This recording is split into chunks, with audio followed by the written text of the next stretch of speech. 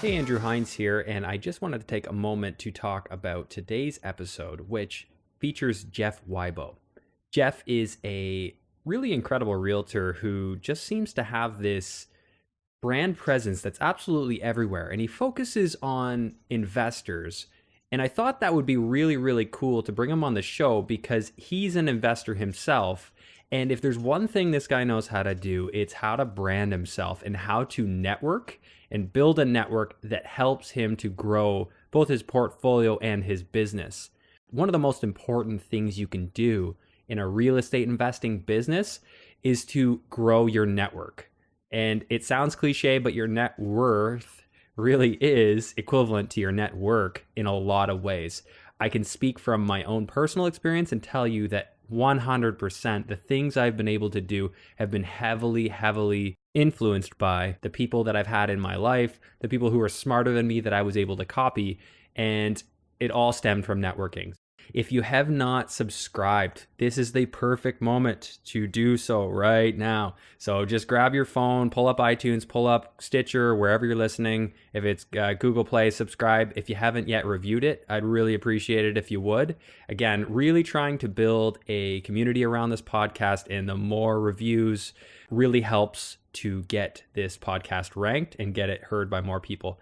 And I wanted to take a moment to also let you know that I am going to have a very casual event coming up very soon where investors can get together and basically share a beer and just talk shop. I really, really enjoy meetings where a bunch of investors can just get together and let conversations flow. It's one of the things that's been absolutely most valuable for me, and I wanted to sort of pay that forward and organize an event.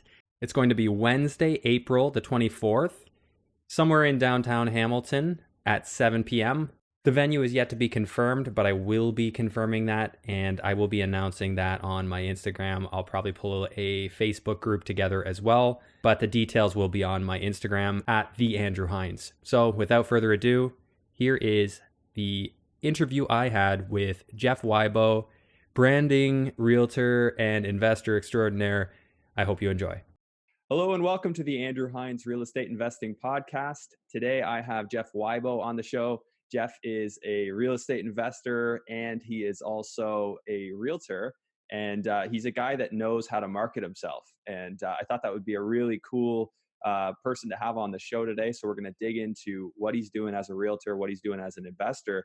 And I'm assuming, Jeff, you get a lot of business through your social media presence. Investors can implement this in their business. And I thought that'd be great. So first off, thanks for coming on the show. Hey, thank you for having me. Thank you, guys. I always like to talk about be the brand, and that's kind of what I was able to do in the last couple of years. But I guess you got to go all the way back to a little bit of my backstory.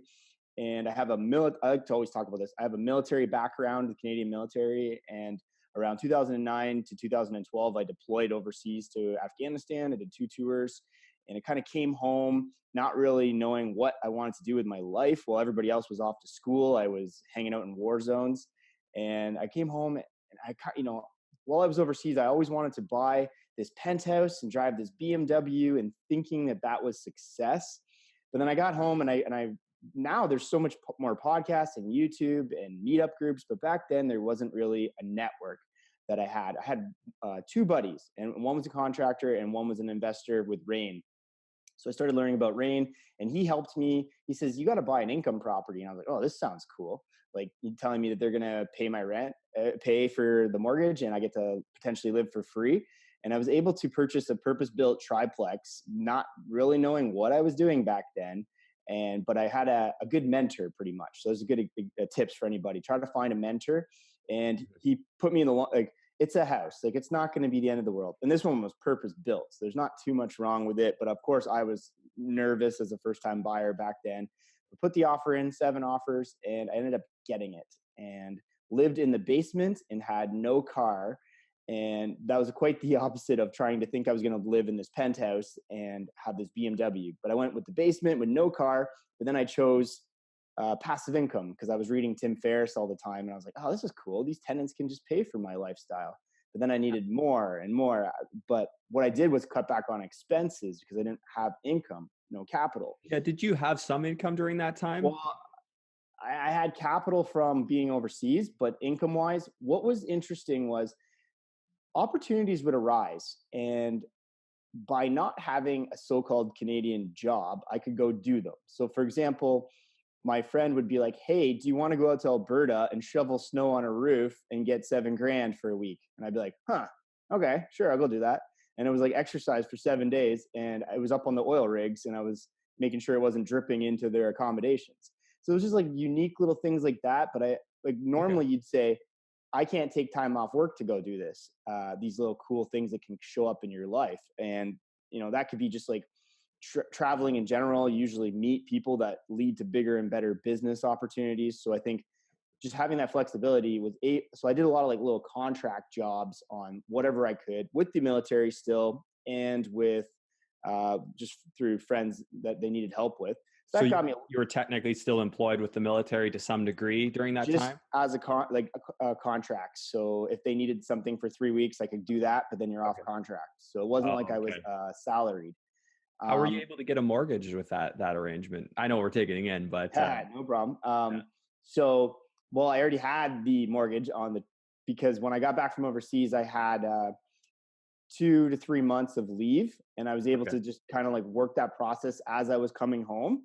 okay. It's very important, I guess, not just dwelling on coming home, but I got right to down to business right Yeah, away, and saw my mortgage broker, and we got in, and I was able to cover all the debt on the property, and yeah, I qualify, and I was able to buy that, and then shortly later, oh, you lost your job because like the leave yeah, the lead. contract ended, and but that's okay because like the T4s were showing all the income from Right. the last few years. That's an Um, important point, though. 'Cause I was in a similar situation. I used to work on contract, and I didn't buy a property because I thought that I was going to lose my ability to qualify. I thought because I was on a 2-year contract, so stupid me. I was young. I hadn't even owned one property yet. I'm like, oh, I can't buy because my job expires. Not true at all. If you can show, I think even 3 months of job history and some pay mhm. stubs, they don't Yeah. even really care if your job's going No, to in, some in point. 2012, it was kind of the mortgage rules change all the time a little bit, and I didn't really know them back then because I was just a buyer, not as I'm more aware of them now. But Mhm. just with good mentors, I kind of got through it, Yeah, and then that can still be said to this minute, this day. Like you still need a mentor to kind of help you yeah. sometimes for mortgages and stuff. Then a couple of years of passive income traveling around the world. I've been to over 41 countries or something now. I was like, Wow. I should probably like start to get another job or something, but I hate that word, the job word. So I just, a lot of people kind of put it in my mind. My now wife said you should be a realtor. Some friends and my brother were saying you should be a realtor. And even if you've seen like Shark Tank, Barbara Corcoran, I'm actually friends with her sister, Janine Corcoran, and she's like, you should be a realtor. And I was like, okay. Okay. I didn't really understand what realtor was because growing up, all the kids' dads on the hockey team that were police officers or something, they were the cool ones. And then I remember, you know, oh, the realtor. And like it just, maybe in London, Ontario, it just seemed like the job you got when nothing else was going on in your life. Like that's the weird stigma I thought what realtor was until all these TV shows now and they're making $70,000 commission and this and this. And I'm like, interesting. So Yeah. I ended up I thought, oh, like everybody who's probably listening to your podcast, like, oh, I'm going to be a realtor because I'm an investor. Yeah. I was gonna Somewhat ask what came first. What far. is Well, our I was investing and I yeah, thought it would be great, but unfortunately, it's not a job, but it does turn into work pretty quickly. yes. And it's less about you and more about your clients to begin with. But so just before that, I got a longer contract with the military to buy another duplex because I needed like you said, show income again. And I bought the duplex. So now I have the duplex in my portfolio. And then I guess also I have one JV that with a partner in Calgary, actually. So I'm not even on the paper on that one. It was just Okay. capital invested. So starting to pick up some properties, but like, okay, now I need some capital. And so I become a realtor. And I passed the test super quick. And now on my YouTube channel, I teach the people in Ontario how to pass the test very fast. And my Okay. YouTube video is going pretty good actually. But become a realtor, and like we get to the beginning of your podcast and you said, oh, I'm pretty good on social media. I noticed that no realtors were on the internet, and this is like 2015, Mhm. especially in London, Ontario. And really, now I'm on the internet, but for all intents and purpose, I'm not even on the internet. Like it's still wide open. Like, and I do a Yeah. lot of work to be on the internet, and that's how good and sad it really is. How easy it can be to stand out, and even if you're just an investor, and you guys will always think like, why do I need to be on here? It just leads to it's networking now. You guys think like, Yeah. oh, I don't do social media. That's what everybody wants to say, right? It's the I easy hear thing that to a say. lot. Yeah. And I came from a military background, being deployed and not even knowing my name uh, in Kabul, to look at me on social media. So if I can do it, everybody can do it. Yeah. So um, To I your said, point though, for mhm, realtors, and sorry to interrupt, yeah, I agree with you. There are very few. It's not that they're not there. Like there's mhm, tons of you can go on Instagram and you can find a million realtor pages. yeah, But what is rare is realtors that are approaching it for the how can I provide you value expecting nothing in return. That is a rarity, almost non-existent. And to be perfectly honest, I don't think 99% of the population cares if a realtor is saying, "Hey, when you're buying or selling, call me." It's more like if Jeff's the guy that's constantly in my face, constantly just giving me value, mhm. who am I going to call? You know what I mean? Well, so that's top of mind. And then when I built the brand, and now you're top of mind, it all goes in. And then the direct message, the DM, you get the DM saying, "Hey, Jeff, can you sell my grandma's house?" Or, "Hey, Jeff, we're looking at buying in the spring or selling our condo and buying again." And that's how I've Mhm. probably a lot of my business. And then you tee that up with actual physical networking is the best part. But because you're top of mind on social, they think they're networking with you, like just human nature. They just see what I'm up to. Yeah. And interestingly, they're watching. Even if they don't message you, people are watching. And they may only message you once per year, but Yep. they're watching. And you can see who's watching. But it's interesting that they see it. They may refer you to friends. They may share something. Just never know. So Yeah. I had a friend the other day critique my podcast. He's like, "Yeah, I wasn't a fan of that episode." And I'm like, "Wait a minute. You listen to my podcast?" well, one, you're going to get haters in this. Like Yeah. now, we're getting exposed big on YouTube. Not exposed in the videos, but like Yeah. it's going across Canada and across North America. So you get the odd weird comment, but like, Yeah. so to me, that's like it's the internet Any press commenting. is good press. Well, exactly By the right. time you're So getting that, you're like, "Well, I must be doing something right." well, Got there's some realtors even in this city that like to maybe not make fun of it, well, everything I'm doing, but probably jealousy because like I do my limo tours, and I did my limo tour in the very first year of being a realtor, and Yeah. then, but I did a limo tour in the very first year of being my realtor, and people came on it, and Yeah. then people like to make fun of like, oh, you can do that you're only doing that in your first year. It's like, well, what year are you supposed to do it in? Like you want me Yeah. to wait till 10? And Well, and to your get back, brand started way up here, right? yeah. You started your brand like I'm not messing around, which I find so cool about what you've done, and I'm sure a Mhm. lot of our listeners are not familiar with you. So I'll just say it. Yeah. So Right. Jeff has branded himself as the guy, the go-to for investors, and I'm sure you do other stuff Mhm. too. But I Yep. mean, I think of an investor realtor. You're in the circles. You're always talking to investors, and so as an investor, if I don't have a realtor, you're probably the guy I'm going to be asking for information. You're the guy I'm going to talk to. And the limo tour that you're mentioning, just for anyone Mhm. who's not familiar with it, this was a limo tour to basically take people to a nearby city and look at investment properties with the sole purpose of building your investment portfolio. So you're right in it. Mhm. And I just found that amazing because you were coordinating these events, you were bringing people together, and it really was just probably hustle. And Yep. everyone would probably discount you and say, "Oh, you're just getting started. Like, Mhm. yeah, you go do your thing." So first they laugh, and then they'll ask you how you did it, right? Well, and then it's wide open to copy, but nobody's copying it. Yeah. Like they could have the Smith limo tour all day long, but that's not happening. And like you were saying earlier, there's always realtors with realtor Instagrams or something, but they're not there. It takes a lot of hard work and hustle to do that. Mhm. It's so much easier just to have like a page. Oh, and but what happens there is they may be in for 10 years or 5 years or 30 years, and they don't need to do what Jeff Wybo does because they have a Rolodex, probably still a physical Rolodex Yeah. of 30 years of clients. So for them to get on social media today, and this is 2019, it's not going to be, they're not going to need it as much as I did day one. And this is interesting scenario too, because I've lived in London, but my clients aren't my high school friends. Like, Mhm. so everybody likes to say like, well, I just moved to Kitchener, I don't know anybody. And then they leave it at that. And then they're a bad realtor or a bad investor, don't network. Like, get out, Yeah. like in the last 3 years, I've met probably, an extra 500 people that you deal with now, right? And they're 30 of them buy with me all the time or something like that. And then you just really hustle with Yeah. them and treat them well. And that's how it kind of goes. So, So one thing I wanted to drive at in this episode is that when you become known as somebody who's a value add in the real estate business, there are going to be people out there that see you who want to sell. And from an investor standpoint, I could do the same things you've done. Well, maybe some things I'd do differently, but like I wouldn't do a limo tour maybe because that'd be a little bit different, but I could still add value the same way you've added value to people.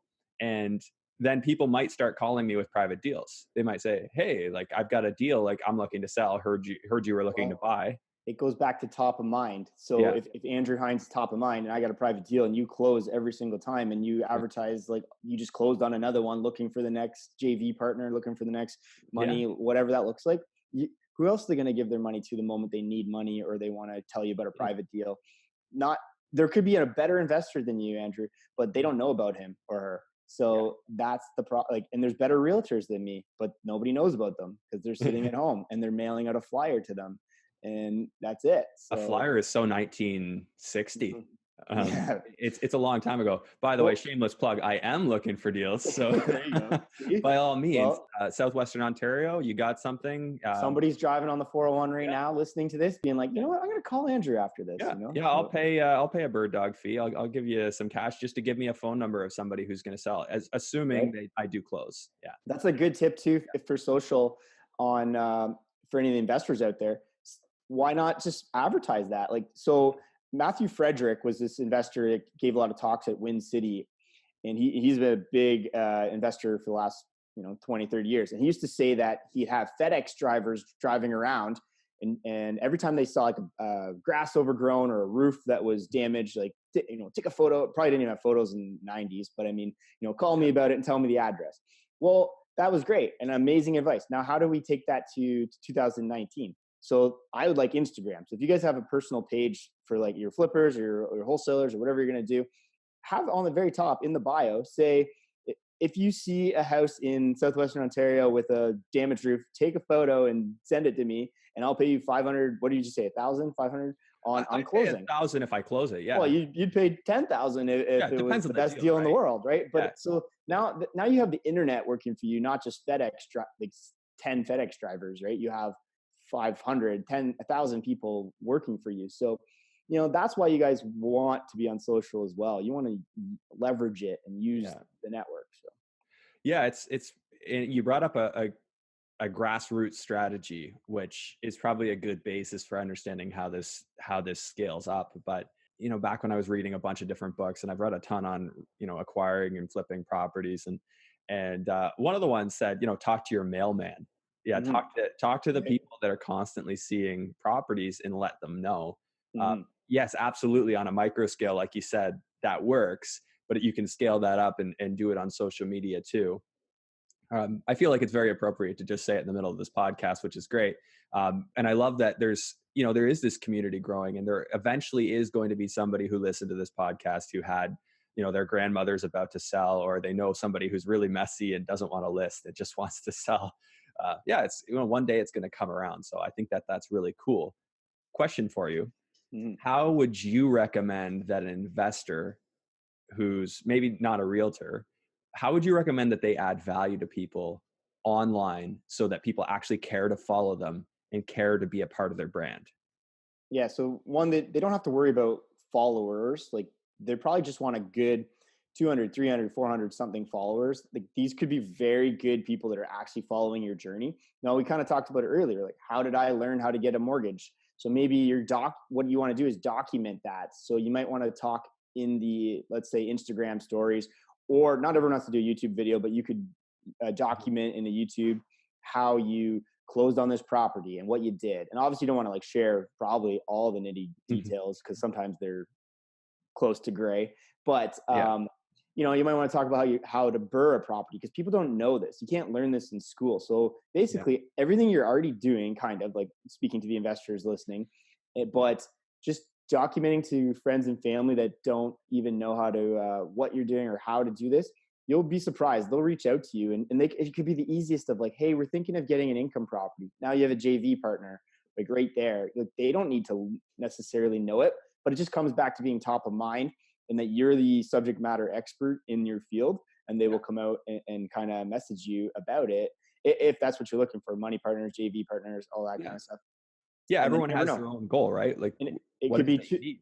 well, what about just even like two investors that know each other? Maybe they JV Yeah. on a bigger project. Like, that's like, these apartment buildings aren't beyond our reach just from networking, is how Yeah. it's going to happen. You do not see on our MLS like Grant Cardone trying to buy these 50 unit buildings. Like, they rarely hit our MLS. It's Correct. obviously all underground, all networking, Yeah. all who do you know? And you may really want this property, but no one knows you exist. Like, so Mhm. you have to kind of physically network and social media network these days. I find that the social media networking, so I was non-existent on social media probably prior to October. Yep, I know. I Yep. think I started up in like November, somewhere around then, and I've grown it aggressively. Hmm. And I know had I just started years ago, I didn't document my journey. I was so bad. I didn't even take pictures of my finished product. I Yep. was like going back through my phone. I'm like, wait a minute, why don't I have photos of the finished thing before the tenants moved in? So I have properties where I was going in trying to get photos to list them, And and you I have do all this. beautiful properties, Yeah, I and know. they're very unique. Like, people would want to know this strategy. They'd pay you for this Yeah, strategy. It's so interesting. stupid, You so just got stupid. I to didn't. tease the audience a little bit about Yeah, how you do these en suites, and yeah. so. Yeah, doing these properties and putting in the effort I did, it was just so ridiculous. I never to me, it never clicked, and then I was listening to Gary Vaynerchuk, Mhm. because somebody told me I should listen to him, and I'm like, "Oh my god, what have I been doing for the last 4 years? Not sharing this stuff." And, Mhm. it was like, "Okay, well, I mean, it's never too late to start, I guess, but I'm definitely at a slow start here. However, I guess I started late, but I wouldn't say I started slow. I've hit the ground running, and part of the reason to start this podcast, man, like I've got people reaching out to me from all over the U.S. I'm linking up with investors, and we're bringing each other up, man. It's bringing people together, Mhm. and like I can't say enough for the personal brand, just from my own experience. And this is in the course of what, like 4 or 5 months so far. So for Mhm. you, holy crap, you've got Yeah. three I years told on you, me of it was actually wide doing. open, and I was, Yeah, yeah, well, of course, but like, it's yeah, still wide open. So anybody yeah, listening, you can jump in tonight, yeah. and my biggest realtor tip for all these people that didn't want to, like, because I train realtors across North America as well Okay. now. But like, if they don't want to post because it's scary or whatever that looks like, the easiest thing I say, and the visual people can see this, but like, have a cup of coffee, but take a photo of your coffee in the morning and just say, ready to crush the week. Can't wait to do real estate deals, or can't wait to, help out buyers or whatever. Yeah, All that's doing is making you top of mind that week. And people are like, yeah, "Oh yeah, Jerry is a realtor. I didn't know. I thought because he'd only post once a year. I forgot about Jerry." But then yeah, we'll get that guy continuing to post, and you're going to become the brand and top of mind. And again, people can be better than you, but nobody knows yeah. they exist. So There's a lot of drinks that are better than Coca-Cola, but the logo is everywhere, right? that's I it, mean, think right? about how many times you just see the logo on something, right? Yeah. And you just reminds you, oh yeah, Coca-Cola. Uh, you've become the Coca-Cola in your area Well, for realtor. I can't think of anybody. I mean, there are guys on bus benches, but in the circles that I know, you're the most prevalent of the realtors. so I had a good YouTube video.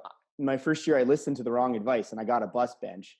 Hmm. And it's kind of like the mailing of the letter as well. Like, I can't, if somebody's mailing 2,000 letters, I can't mail 2001 letters and beat him. And like, even 4,000 letters won't necessarily beat Hmm. him or her, because they've been mailing letters forever. And there was way more bus bench people out there than me. And I just bought like one or two.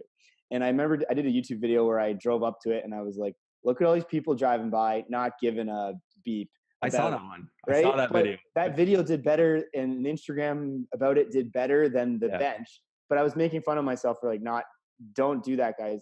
social media is like free advertisement for the most part. You can pay for Facebook ads and that you can learn that, but a lot of it's just free. That bench, nobody's calling that bench to sell their home. So it was a little bit of a touch for Jeff Wybo, but I think my money could have been used elsewhere. So live and learn on that one. Perfectly said. Yeah, Yeah. it's a touch, but it's Yeah. an expensive one. I mean, Yeah. in terms of dollars for impressions, like how many impressions? What you know? I think one person called me, said they liked my tie, and I think then you just hear from friends and family later on that, oh, I thought I saw your bench. So it was kind of working, but like Yeah, it just seemed the Gary Vaynerchuk kind of approach was, yeah, don't do that. Just document this stuff, podcasts, YouTube, yeah, Instagram, Facebook, Twitter, LinkedIn, all this yeah. way better than a bench. It just seems So like the easiest thing a realtor could do. And like you're just in a sea of realtors out there anyway. So yeah, exactly. Well, there's no expression of value in that. Yeah, for no. you got to remember whether you're an investor, whether whatever you are. There's different types of ads, right? And what you do on Instagram sort of is an ad, but I wouldn't Yeah. recommend treating it like an ad. Treat it like, hey, I'm here to give value. But Yeah. if you're not giving value, like if you're on a bench and you never followed that up with anything else, and it just says, Jeff Wybo, and I know. Yeah. here's my phone number. First off, there's no call to action, and a call to action just tell them what to do. Mm. I think I've seen a couple people say, call for a free home evaluation. But then what about all the people who are not thinking about selling? Because you still want to have an effect on them. So Mhm. I definitely think that kind of marketing can work. But I mean, for most of the investors listening to this show, they're not going to go out and buy an ad and say, looking for properties or we buy Yeah, we houses. buy houses. Yeah. I see those signs everywhere. And let's face it, they obviously work because people do it in every city, those yellow and Yeah. black we Yep. buy houses signs. Yeah, that's one approach. The other approach, which has probably got more longevity to it and differentiates, because if Jeff, I knew you and you wanted to buy my house, I Mhm. would believe in your credibility and your ability to buy my house Mhm. because you have a reputation. Right. Like, oh, that Jeff guy from the internet wants to buy that. So even 3 years ago, when people were like, "Well, what about people not on Instagram or not on social media?" Is what they said. It's like, good. I don't want them to be my clients because I'll never win them over anyways. I can't mail grandma 10 more letters than the next realtor. So I'm never going to win grandma. So let's focus on other people. So for the wholesalers and stuff like that, if you're in a sea of we buy houses, get on the internet and start target marketing the ads. Yes, you're never going to get the grandma's house, but you're going to get the people that are online and that the we buy houses bandit sign guy is not getting, because he's just like, well, and that's the thing.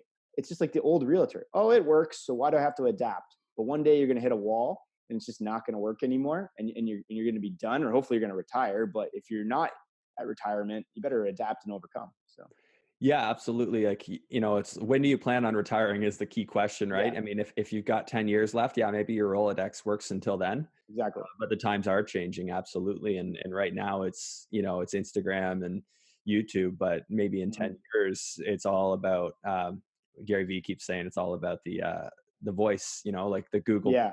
the Google home. Although I just call Mhm. me I don't know what the word is, but I'm not comfortable with having that thing listen to me all day long. You'll start getting, you'll be talking about flooring and then it'll Yeah. show up in your ads or something, right? So, Oh yeah, that's happened to me way too many times for my phone alone. I mean, I know I'm just a late adopter here, and I know I should get into it, so no excuse. But yeah, some things make me less comfortable. So just what you said there, thought it was super interesting. We should dig into it. Advertising for trying to find deals. So, say an investor, they're looking for a deal.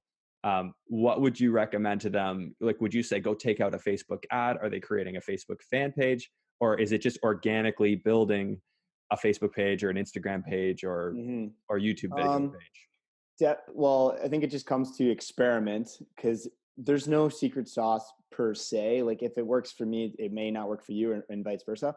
But those were good suggestions. One of the things that I like to do on Instagram, and if you learn, there's the story mode. In the story mode, they disappear in 24 hours.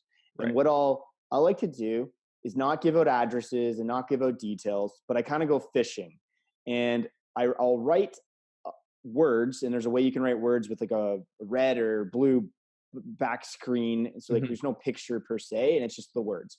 Okay. And I'll say, triplex in the old East Village, 250,000, 300,000, whatever that is, rents this, hit me up or something like that. Yeah. And what that does is cast the big net out there.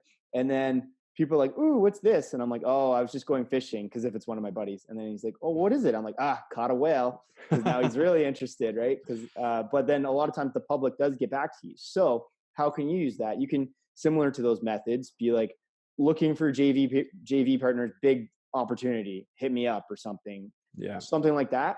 And then they get into the private messages with you and you maybe share some of the more financial and personal details on the property or something. Okay. So that's a really good tip you guys can use. And you can post that even as a picture on Instagram talking about Yeah. that or in the description as well. So like, that's a good way to kind of go fishing to look for money or JV partners or I'm looking for deals. I got money burning a hole in my pocket. Hit me up, like Yeah. same kind of stuff. The Facebook page thing, that's great. It's challenging to get people there organically. You gotta do giveaways and stuff like that. I was wondering about that because I've never really built on Facebook Mhm. because I don't feel like people search organically on Facebook. It just, I actually, and there's no excuse. I should be on Facebook more than I am. Like I'm there, but I'm not really doing anything there. My Instagram stuff feeds to there. So Yeah. do you not focus on building that or do you just have Um, a presence there? it's built a bit. It's more target art. I just spend the money on the ads and target your city Yeah. for the most part. It's a tough one because it changes like every couple months. It seems like the algorithms and like if you have 1,000 people following that page and you post something, the 1,000 people don't see that. Maybe they No. show it to 10% of your audience, and then when 10% of your audience doesn't click it, it Yeah. doesn't even get pushed. So then they want you to pay money to boost the posts and all that. So, Yeah. but for the most part, Instagram and well, they're connected, kind of Facebook and Instagram. Yeah. For the most part, if you have that's what I said earlier. Don't worry about getting 5,000, 6,000, 7,000 followers. Just focus on like good 500 people and Yeah. like it gets back to that news article or that essay, 1,000 true fans pretty much. So which you just want to have like 1,000 people that are like your champions I pretty didn't know much. this. I haven't read this Oh, article. So, okay. Yeah. It's a short read. I think it's 3 pages, but okay. basically it all comes down to if you have 1,000 true fans and if they were going to even buy like $100 off of you Mhm. annually, like you're better off. Those people will then talk about it and spread it a lot further than anything else. Right. Like, so if you want to be on the New York Times bestseller, you need like 1,000 people. Like, oh my God, this guy's book's Yeah. coming out, pretty much, right? And So then people that's that are kind going of to how sing it'll your spread. praises. Yeah. Exactly. So That's, they're your butt fans. So don't worry about getting 10,000 people. Just yeah. focus on like 300, 400, 500 and get to 1,000. And the only way, and I want to point this out, the only way you're going to get those fans is if you lead with value. You shouldn't be coming at this as an investor, as a realtor, whoever you are, whatever you're doing. Don't come at this with your hand No. out. You can try, but you'll fall flat pretty quickly. You'll So fall into the giant mass of people already doing that no one cares to listen to. And no. I'm not trying to be harsh with that. It's unfortunately the reality. So the best thing that you could do is, I mean, and I'm not tooting my own horn here, but go on my YouTube or my my Instagram page and try and find one single advertisement for anything. Yeah. I'm not Just asking for anything. I'm just giving value away and creating a community, hopefully. And yeah. eventually that community, yeah, you're right. One day when there's something going on, or if I ever do have an ask, they'll be there. And So I love that. yeah, so let's talk a little bit about my business partner Matt McKeever. Okay. So we're talking about like giving away the value. Like so, Matt and I, maybe a lot of you guys are already following him on YouTube and Instagram, but we're doing a lot of partnerships now moving forward, and we recently put on the Ontario Real Estate Conference Mhm. last year, and we have a future one coming up, and we'll get into that. But Matt and I did YouTube videos every Friday, live answering questions for I think 8 months straight, every Friday at like 5:30 or something, and just did an hour show. Answer, is it good student rentals or multifamily, and just answer the same questions like every Friday night, pretty much. And like, well, it depends, kind of. But that was just like giving, giving, giving, and it's the Gary Vaynerchuk model of give, give, give, give, give, and then we're just only a little bit of asking in our like third year right now. So Yeah. it was a long grind of like the limo tours didn't make me any money per se, like not on Yeah. the limo tour. Like, and now I can charge a little bit of a ticket price, but we're still giving value with the off Yeah. market deal, right? That you could purchase. So, Absolutely. um, Yeah, so it's like an 80-20 or a 90-10, give to ask oh, ratio. heck yes. And it sucks. Like if you just think you're going to like build this website and make money by the midnight, it's not going to happen. No. In your Instagram, you're going to don't quit in the first day. It's going to take Oh, a it's gonna take year. It's a going to long take time. a long time of giving value and posting and helping Yeah. people, but then you become the expert. So that's what, like, we put on the OREC, Ontario Real Estate Conference. We didn't like make 10, 20, 30 grand from that. We barely scraped by even, and that was our goal. And a lot of people could be like, well, why are you doing this? And it just gets back to that. Like, we just wanted to put on an amazing real Yeah. estate investor conference for the people. And we felt on Southwestern Ontario didn't have that per se. They had, it gets a little bit corporately as they increase in numbers, some of the good organizations out there.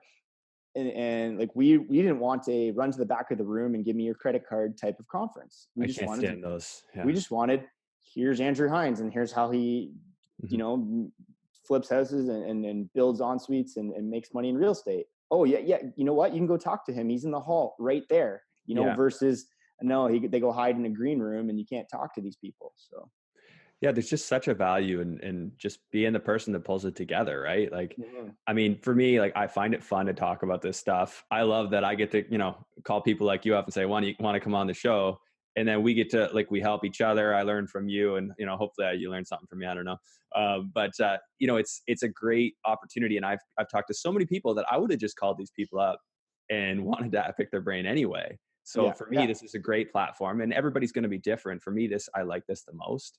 So it's a great in that regard. And then give it away and just keep giving it away. And then you create a legacy. You create this persona around yourself where people there's already a trust there. They feel like they know you, right? And I love that. Just having all these investors out there that feel like they know me, want to connect. That's worth it all. Just that is worth it to me. 100%. And it's so much easy. It cuts a lot of the quick BS because they Mhm. already know your backstory or they already know Yeah. how you invest, and they just get right down to business when they meet you in person or something. Yeah. And you're going to learn this too with all your podcasts now. People are going to come up to you and be like, "Oh, in episode 3 you said this at the 30-second 30 Yeah. minute mark," and you're like, "I did."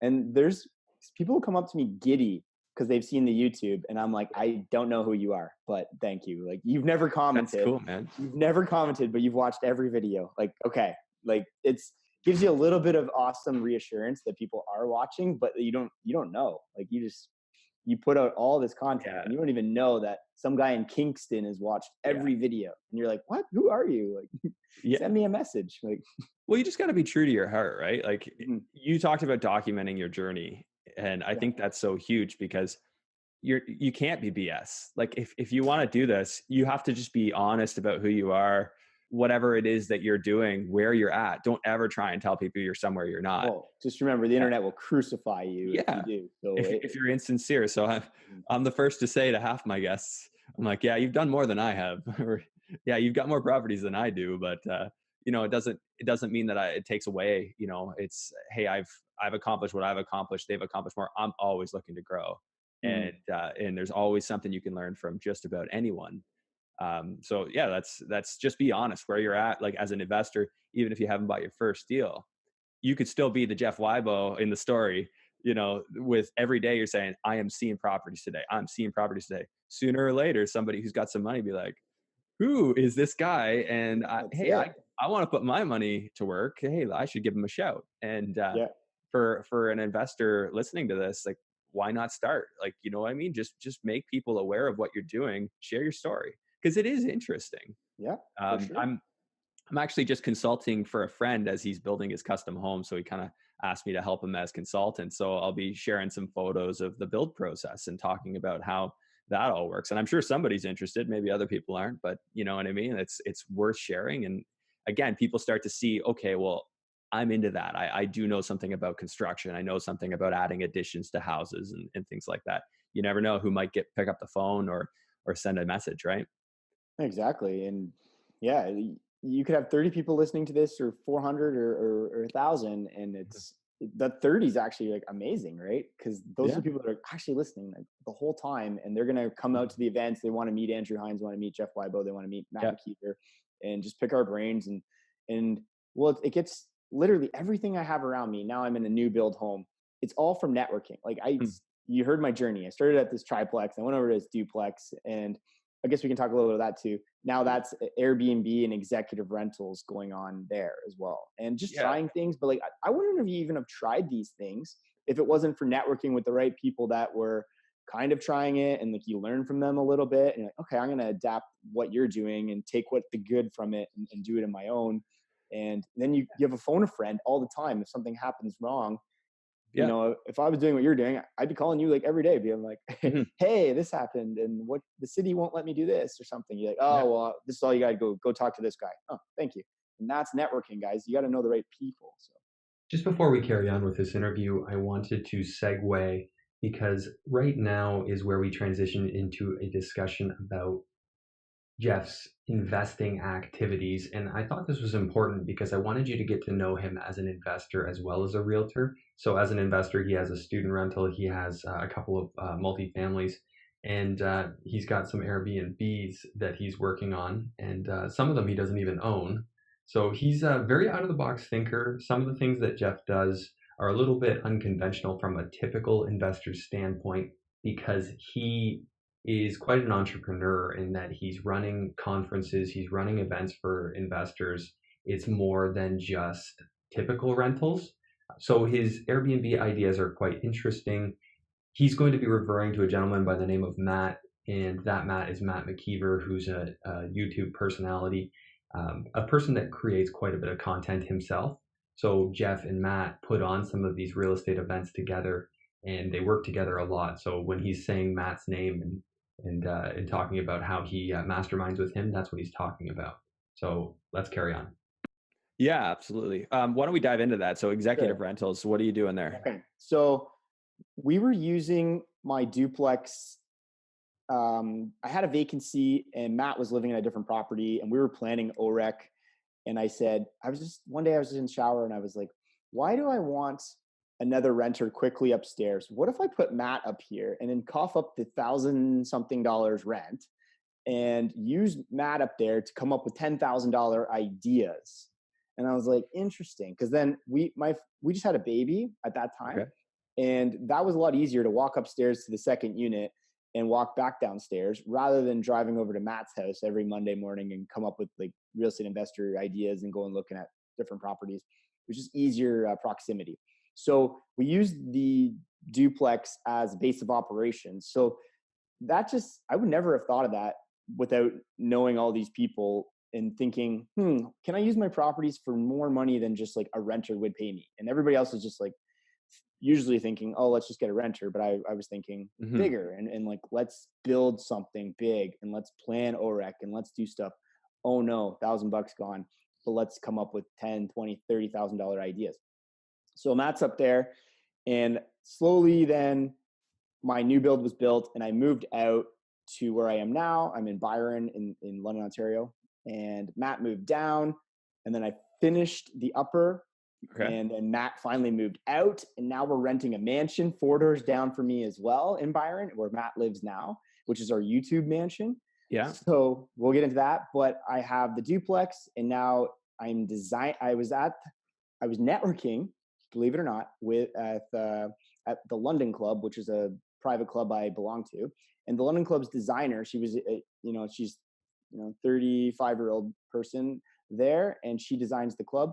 But Hmm. she was talking about a triplex that she had in a Wortley village close by the downtown. And she does executive rentals and Airbnb. And I thought, you should come over and take a look at mine and see what you could do.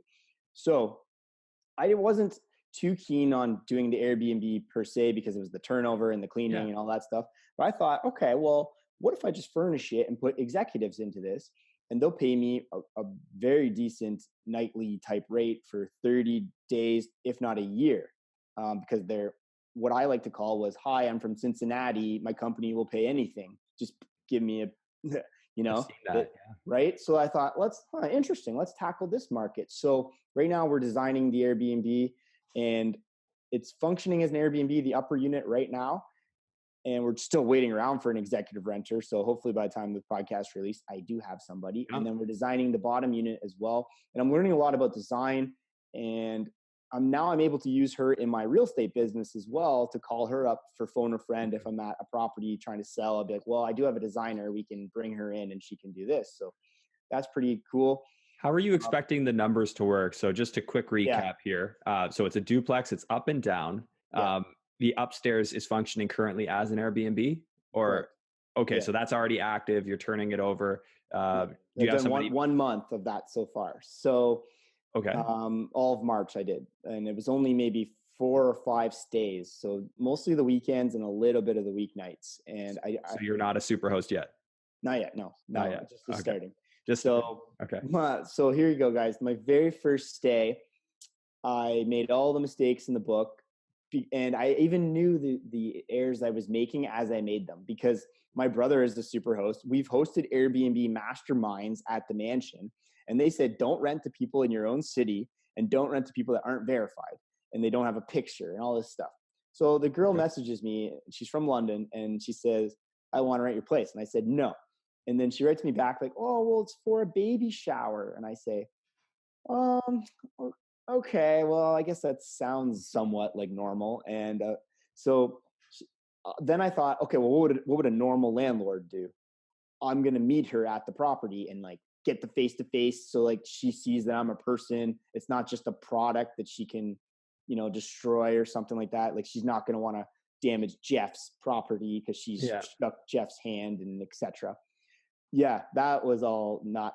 I don't think people rent it thinking they're going to have a bad night, but alcohol and drugs get involved. Oh, And yeah. then, so it was 4 girls, probably drank more than they could drink. Some drugs were involved.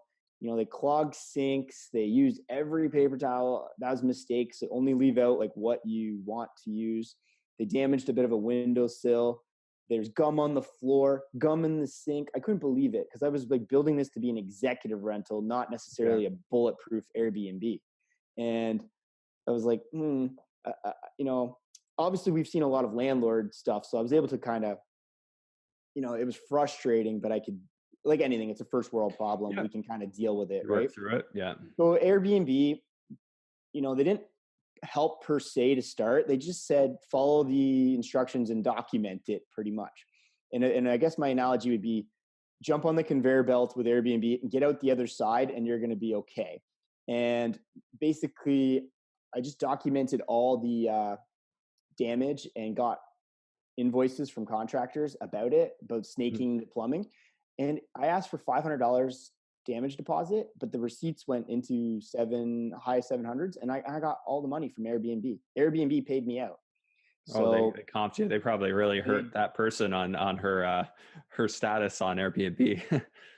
but she was like a 0-star local Yeah. person. I You'll don't. start a new profile and do it again, I'm sure. Yeah, but Yeah. it's just confidence. The Airbnb kind of has your back a bit if you follow the instructions. Interesting. So your first month, how much were you able to pull in revenue? Well, with the profit from the damages, but it says 3,300, but I'd probably take that $800 off, probably around Yeah. somewhere around like 24, 23, Yeah. which normally it was an 1127 plus hydro units. So it kind of Yeah. doubled it there. There's some cleaning fees involved.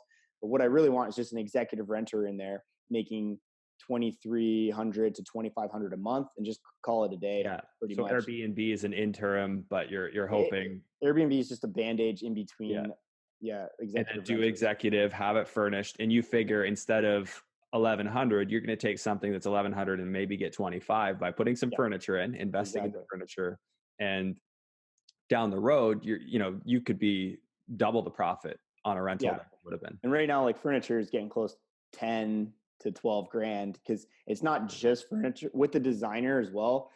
Mhm. She's very cost effective, but we also have to buy like special art and we do like Yeah. murals and we put artificial grass in the units. And we're trying to like really like a YouTube video, clickbait. Like, why would you come and stay Yeah. at this apartment? Well, why would you click this YouTube video? Why would you click this Airbnb? Oh, cool. I like this artificial grass in this sunroom. Yeah. I would have just put down gray floors and that's all I would have done. But she had all these like little, I just kind Yeah. of like let her kind of go. one, not just because she was a designer, but two, because she has this and she's executing on it with executive renters and with Airbnb. So Yeah. it wasn't just picking any designer and then Yeah. spending a crazy budget on stuff. She was Okay. very Airbnb focused and executive focused. So So you wouldn't believe it. I don't think you've heard this episode, but I had an Airbnb specialist on the show. it was the American or something, wasn't he? Or No, he's from Ottawa. oh, But yeah, okay. you think he was. Yeah, he's got a presence down there. But he uh, he says he spends about $800 to furnish a place. Like he'll go Yeah, round up all the students like furniture they throw away. He'll buy a new yeah, mattress and just like scrape Kijiji and yeah. Craigslist and whatever else for anything he can find. So granted, it's not going to look as nice, but I think what he was riding is the super host status, because once you're a super host and you turn on instant book, I think he was saying, Hmm. like all of a sudden now you're featured up near the top. So you might not need to be the nicest property, but I see what you're saying is like if you're starting off, being nice might actually help you achieve super host status. And then down the Well, road, you might not need to do it so nice. again, like the Airbnb money's nice, but it's just Mhm. one more thing you got to do every day. Text these people, That you're and managing I it. would rather. Well, it's not that hard to manage per se. Like I am just texting them like welcome and all that kind of landlordy kind of stuff. Mhm. I'm on the phone enough, but Yeah. um, What's one more thing, right? well, yeah, and then for any maintenance problems, I have enough contacts for that. Um, I do have a manager for my student rental right now, Okay. but just that was just to like level up a bit because I Yeah. could answer those phone calls. They're easy. They're just not making me 10 grand. They Yeah. only make, so I just kind of was done with that a little bit, even though Yeah. they're easy phone calls. You learn So as you go. I've fluctuated from having managers to not having managers, and mhm, back and forth. You really just got to kind of figure out what works for you. for I'm sure. somewhere in the middle ground. I just like them as I like to have people that can help me, but Hmm. they're not like an official management company. I find that better. Uh, Exactly. Before we move on from your Airbnb example, Yeah. first month starting off in a very average city. London is known as a test city for Canada because it's a very Yes. mixed demographic. It's not too big, not too small. So I think it's very relatable to a lot of other people if you're in a kind of a mid-sized city. You were able to get how many guests in 1 month? I think I'm at 6 bookings actually. So So six people in the month of March actually had a stay yep. in your place. So Yeah. you listed it March 1st, or was it back in Yeah. February? It was March. I think it was March 1st, just randomly. So And six people came in, yeah. and what was the average So per night rate? between 125 and 150 on the weekends, kind of. Okay, One bonus was London had the Junos, so one of the weekends I had the prices up a little bit higher, nice. and I didn't even have a Juno person stay, like not a person go into the event, but Yeah, it didn't matter because the prices were up in the city and people had nowhere to go. So you got to really watch that yeah, stuff too. But I'd say 125 to 150, and I'm testing because like right now I do want it to go up even higher. But when you're new, you got to kind of keep yeah, it a bit lower. But I also don't want to keep it too lower because the place is nice. And then, but on that is even if you put it at $200, 4 people could rent it and pay $50 each and still yeah. trash your place. So it's kind of really, It's a it's a little lot bit. of screening you got to kind of quickly do. You're, So you're learning. You're in the learning phase. I've never done mm, it. I'm just genuinely curious. What kind of place is it? Two bed, two too bath kind bad, of thing. too bad. One bath. One bath. Yeah. And just And it's design nice and homey and that's it. so And like a newly renovated kitchen and all that stuff. yeah, yeah, we did Okay, that. Yeah. so it's I not still have to nice. refi on the property. The area's gone up. So Yeah. that's was the main goal. And then it's Mhm. Airbnb is just learning right now, but just buying time to like find the right executive that's going to be there Yeah. for 7 months, 8 months, a year. Um, Yeah. so So you are expecting you have it listed for w- executive rental, and when that just happens, rock and roll. networking, you got to network with the right HR type Yeah. people to kind of get that. So it's a little bit of that. And they've been showing it, but then people's schedule, it's kind of the work schedules when they're coming in and could get Mhm. some doctors and that kind of stuff that are coming in for a Mhm. period of time. So Yeah, it could definitely happen. I know that. So my fiance had an Airbnb for a while in Toronto, mhm, and she'd get, yeah, like you said, somebody come in from a company. My company's sending me to Toronto for 4 months. Want the place for the whole time? They're going to pay for it, and she was yeah, getting big rents. Yeah, they don't. Um, Well, the company doesn't care, and the person doesn't want to stare at a mini bar in a small TV for yeah. 3 months. They don't want to live in the nice as the Hilton is.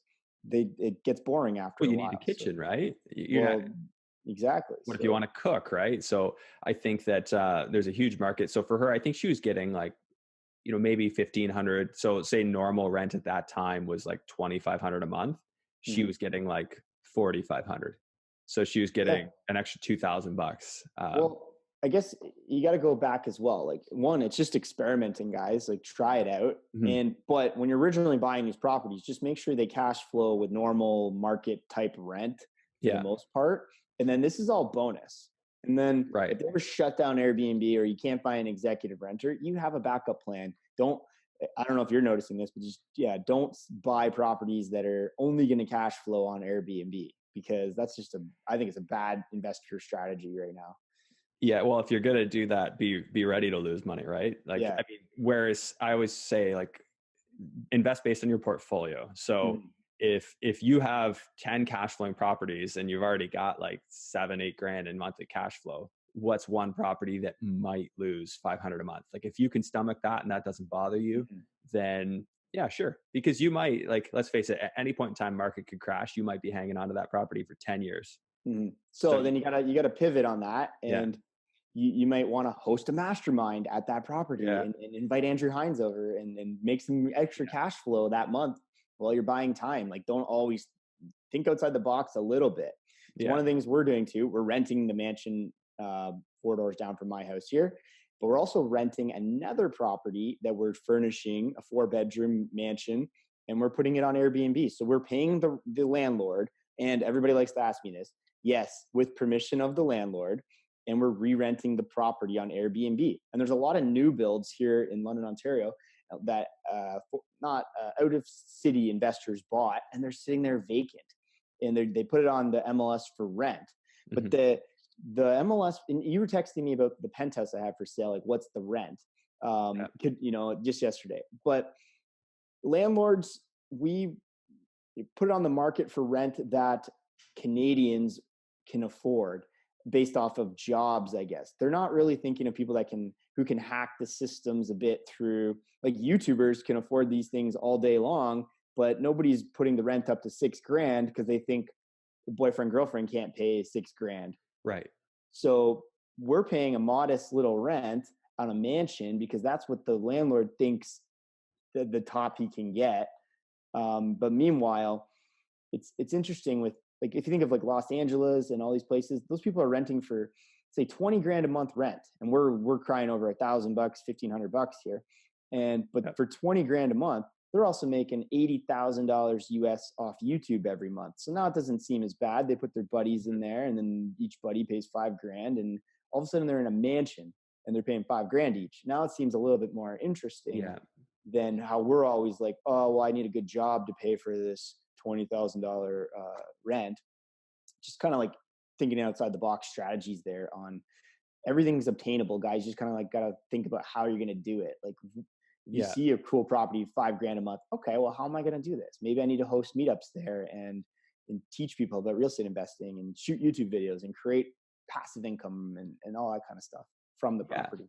Yeah. So what you're saying is with this one, you guys kind of built some hype around it. And Yeah. I've heard mansion. I was wondering, like, what the heck's the mansion? Um, and that's really cool. So your outside the box strategy Hmm. is sort of in your box, I guess, now at this point, Yeah. which is hosting meetups, like doing stuff like that. So you're Yeah. renting, what you said, 2,900 a month? So the one that Matt's in is something like that, 28.50 maybe, and then the other re-rental Airbnb is only 23.50 a month plus hydro and etc. A few other things. Hydro is Um, electric and water. I always yeah, say this for the Americans. Hydro is yeah. electric and water on So one. there you go. Yeah. Yeah, Um, fair enough. okay. So what do you figure? So that the one, what did you say the more expensive one was? How much? 29. It's pretty much 3,500 by the end of the month. 2,900 rent Yeah. plus expendables and And in your, is that just basically an expense on your business operation? corporation. Yeah, Yeah. corporation's renting it, Yeah. but it's an incubator to create YouTube content and Yeah. create host masterminds, host free Yeah. meetups, host paid meetups, host So you're making People money off of it too, host directly. good guests. They can stay when they're there. We're making money, and it's not making a fortune. You might make a couple grand over the bills here and there, but it just kind of Yeah. survives every month so that we can continue to give the free value content out to people. So Okay. So it breaks even, but it pretty also much. allows you to build your brand. Exactly. Yeah. Do you have a plan for the other one that you're doing? I think you said it That was like one's 20. supposed to make some capital for the business. There's some people doing that similar stuff in London, and they can make 4 or 5 grand over top of their bills with the Airbnb. It's a little bit of hustle, but we have a staff member that's going to be doing that for Matt and I, and we just kind of manage him a little bit. And So just running it as a normal Airbnb. yeah, so And like it'd be perfect for weddings. Families coming in, they get 4 beds, they have 8 people in the place. They mhm. go to the wedding, they pay price per head on top of the nightly fee, and it should be good money every weekend, and then Wow. hopefully some weekdays as well. I'll have to have you back on to share Yeah, how it see if we're goes. broke. No, Yeah. We'll either see it or we won't. but Um, we would pivot on that if that's yeah. losing money. We'll host extra masterminds and host people Yeah. there that they don't have to go rent hotels when they drive in from Kingston and Toronto and all that stuff. So Oh, it's we'll, really cool, man.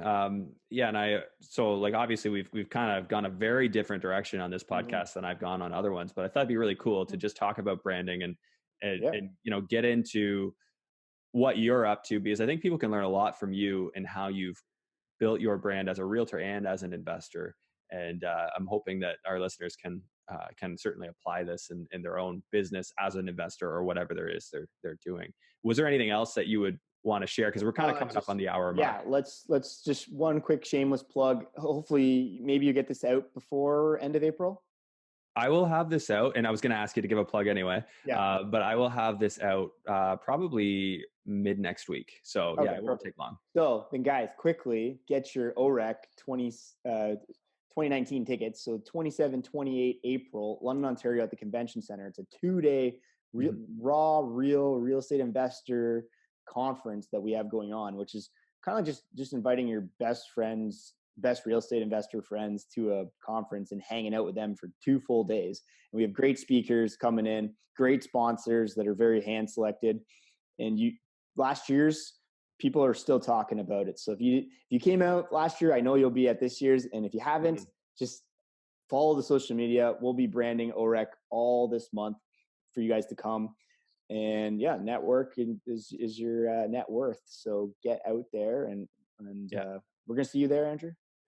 I would love to come. I was just going to say, why do you guys keep scheduling these things when I can't come?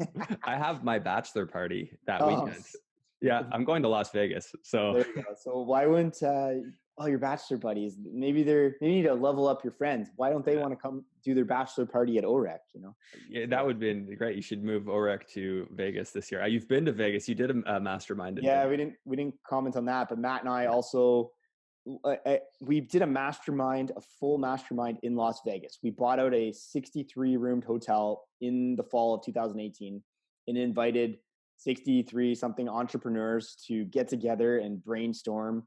And we had content and um, just for everybody. And people had the time of their life again, because we go to so many Hamilton meetups in London, Ontario, and even OREC in general. But you got to go home after that, and then the tenant's calling, and then you got to go get groceries, and you got to go do this.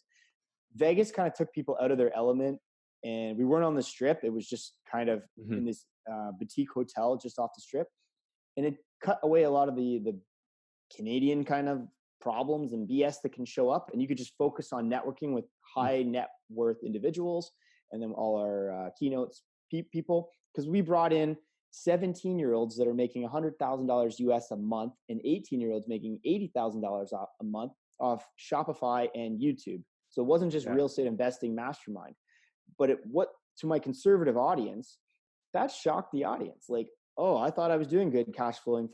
$500 on my triplex. Meanwhile, there's this 18-year-old making 80K US off YouTube. So don't think you can't learn from these guys either. So it's Yeah. interesting. Oh yeah, there's always something to learn. And I will say the number one thing that helped me grow as an investor was meeting people, Yeah. specifically people doing things that I wanted to do and Mhm. they were better at things than me. And there are always going to be people that you might be better than them at a few things, but they're better than you at other things. And when you come together, man, you get way more than the combination of the two of you. You can come out with some really great things. So well said. And I find just what you're doing really, really interesting, Jeff. So I appreciate you coming on the show. Thanks for having me. Want to reach you, what is the best way? Well, it would be Instagram. Instagram? Absolutely. I'll What's be on your there / Jeff Wybo. So you will put it in your description, hopefully. You need a slash? It's not just well, at I don't Jeff know. Wybo? At Jeff Wybo, sure. Instagram.com / Jeff Wybo would be like how you get there, or you just search Jeff Wybo. Oh, if not, yeah, there's a Jeff Wybo's hair. It's not that one. Okay. Although, your hair looks great, so people might be mistaken. So you just find Jeff Wybo, DM me on there. And then the bonus, guys, if you could subscribe to my YouTube channel, that'd be amazing. I'm trying to do a lot of content. We have videographers that we have that help me out with editing, putting out content for you guys weekly. So if you can subscribe on there, bonus. If not, I'll see you on Instagram. Sounds good. Okay. Well, thanks a lot, Jeff. For anyone who wants to get a hold of me, it's just at the Andrew Hines on Instagram is probably the best way. Nice. Thanks, Jeff. We'll see you on the next one. Okay. Bye-bye. Cheers. Thank you. Bye.